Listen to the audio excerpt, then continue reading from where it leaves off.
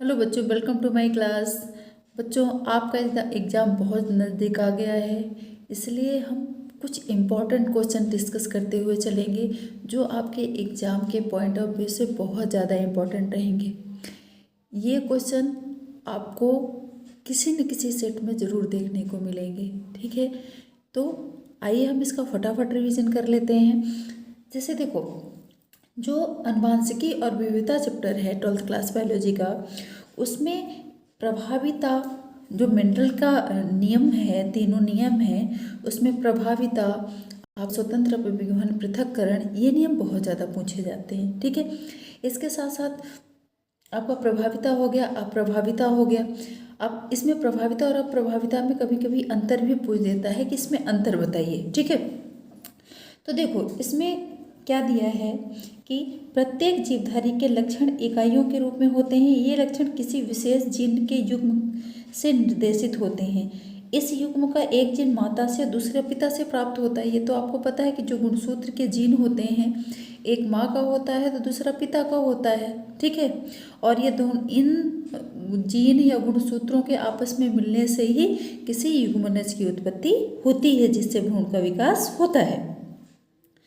संतति में एक जोड़ी परस्पर विरोधी जीनों के उपस्थित होने पर एक जीन दूसरे जीन की अभिव्यक्ति को रोक कर स्वयं प्रकट होता है। देखो, सीधी सीधी सी बात है, प्रभावी और अप्रभावी। प्रभाविता का मतलब क्या है? जो लक्षण अपने आप को प्रकट कर ले, जो दिखाई दे, ठीक है, वो क्या हो गया? प्रभाविता। जैसे हमने दो लक्षणों का क्रॉस करवाया, मान लो हमने मटर का पौधा लिया, उसमें एक गोल बीज और एक झुर्रीदार बीज का लिया, ठीक है। जब हमने इसमें क्रॉस करवाया तो जो गोल बीज वाला है वो अपने लक्षण को प्रकट कर दे, तो जो प्रकट करेगा लक्षण वो क्या कहलाएगा? प्रभावी, ठीक है। और दूसरा लक्षण कौन सा था? झुर्रीदार। झुर्रीदार वाला लक्षण प्रथम पीढ़ी में प्रकट नहीं हुआ, तो जो लक्षण दब जाए वो क्या कहलाएगा? अप्रभावी। और जो लक्षण प्रकट जाए वो क्या कहलाएगा? प्रभावी, ठीक है। हम इस उदाहरण से भी समझ सकते हैं कि जैसे क्लास में मॉनिटर होता है, बाकी बच्चे भी होते हैं, लेकिन उसमें एक दो क्या चुने जाते हैं? मॉनिटर चुने जाते हैं, ठीक है। तो जो मॉनिटर होते हैं वो क्लास में क्या होते हैं? प्रभावी।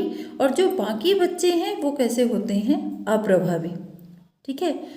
आप लोग अपने आप को कम बताइएगा। देखो, मैंने सिर्फ एक एग्जाम्पल दिया ताकि आप आसानी से इस चीज़ को समझ सको, ठीक है। तो प्रभावी और अप्रभावी समझ गए ना? मतलब दो लक्षणों का आपस में क्रॉस करवाने पर जो लक्षण दिखाई दे वो क्या कहलाएंगे? प्रभावी। और जो लक्षण दिखाई न दे, जो दब जाएं, वो अपने आप को प्रदर्शित न कर पाए, वो आपके क्या कहलाते हैं? अप्रभावी, ठीक है। आप सीधा सीधा इसी को याद रखिए।